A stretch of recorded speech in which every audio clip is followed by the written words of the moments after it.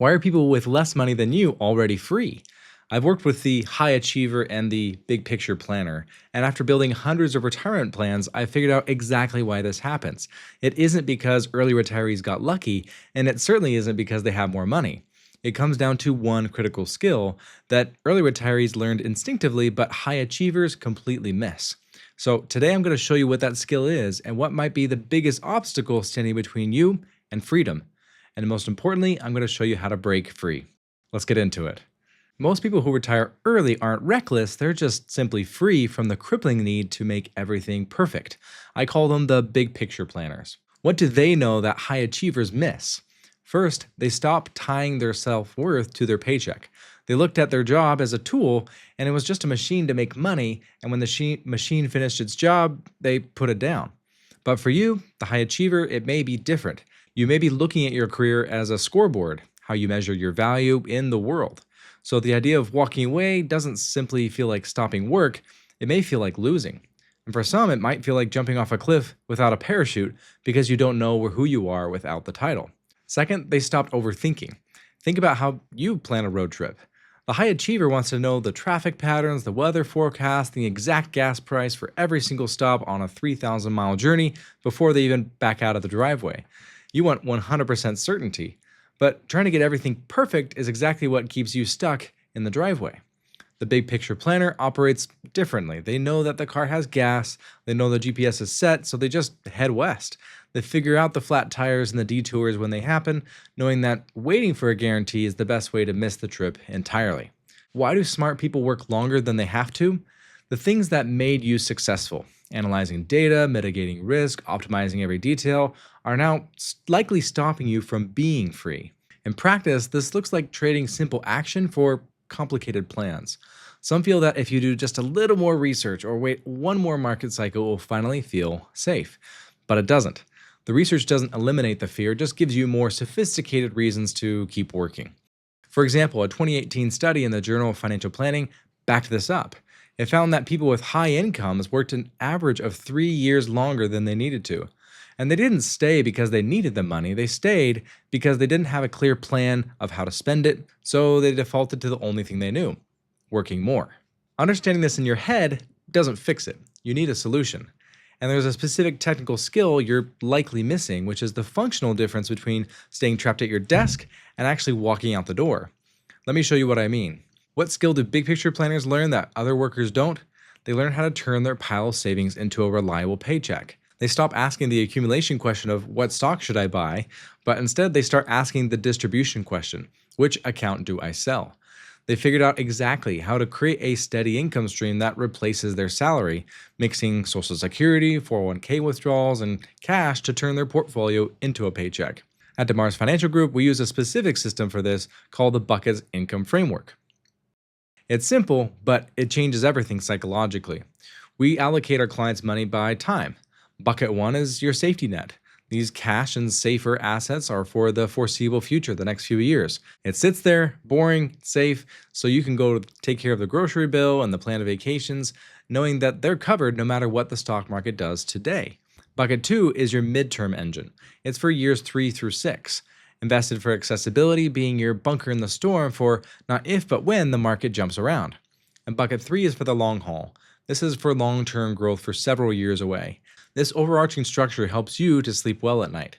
You don't stress out about a market crash destroying your retirement because you simply aren't spending that market money today. You're spending down the other 2 buckets. Early retirees also use low tax years to get ahead.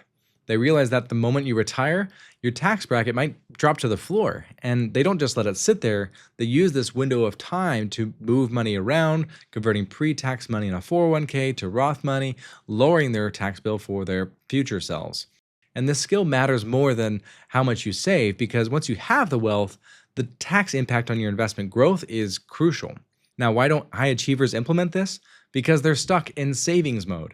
They're having spent decades on building their wealth and making their pile bigger, not preparing to use it. In fact, the clients I see with the biggest, most complex accounts are often the most confused ones about how to get the money out. Their high-pressure jobs take up all their time and mental bandwidth, leaving them no time to learn the new sport of distribution. This system gives you the permission to quit. If you're ready to stop guessing, then I encourage you to click the link in the description where I'll show you exactly how soon you can retire based on your spending and your taxes. Now, here's the sneaky part. Even when you know the math and when you have the bucket set up, there is a mental trap that keeps you working anyway. I have watched it cost people years that they can never get back. What is the more trap? It happens when you save forever without defining what enough looks like. The goalposts keep moving. And when you hit the $3 million figure, you still don't feel safe. You suddenly worry if you should go for $4 million and convince yourself that just one more year of savings will be the magic bullet that removes all the anxiety. But here's the stark reality I hope that you never experience. I worked with a client I'll call Paul. He was a textbook high achiever. He was successful, smart, and driven, and mathematically ready to retire at 58. But he just couldn't do it. He wanted to wait 2 more years to get it perfect. So he did retire at 60, but then just about 6 months later, tragedy struck and his wife got very sick. And sure, Paul still had the money and the extra savings were sitting there in his account, but he realized the devastating truth that he had traded 2 years of healthy, intentional time together for a slightly larger account balance that he didn't even need. And that trade-off haunts him to this day. Paul isn't alone. A 2022 survey showed that 41% of retirees regret not retiring sooner. And when asked, they wish that they had left 3 to 5 years earlier. They realized too late that time was the scarce resource and not money. Too many high achievers avoid spending money because they're stuck in that saving mode, waiting for perfect conditions that may never ever happen. Think about this. Dr. Michael Kitces, a renowned financial advisor, found that trying to be 99% safe, which is what most high achievers try to do, often means you die with millions of dollars unspent. So Kitces suggests that aiming for closer to an 85% score of safety is usually the best way to actually enjoy your life while you are healthy enough to do it. But why are you potentially in this prison today? It's that drive that made you rich that becomes a wall, wiring you to wait, to delay that gratification.